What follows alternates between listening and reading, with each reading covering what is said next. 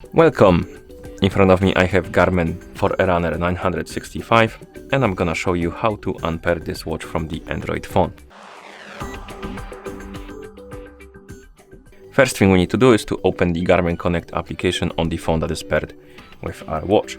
So find the icon of the app and tap on it to open it. In the app you should see the homepage. Now tap on the more icon to open the menu, scroll down and find the Garmin devices. Once you find it, tap on it. On the devices list, you should see your Forerunner 965, tap on it to select it.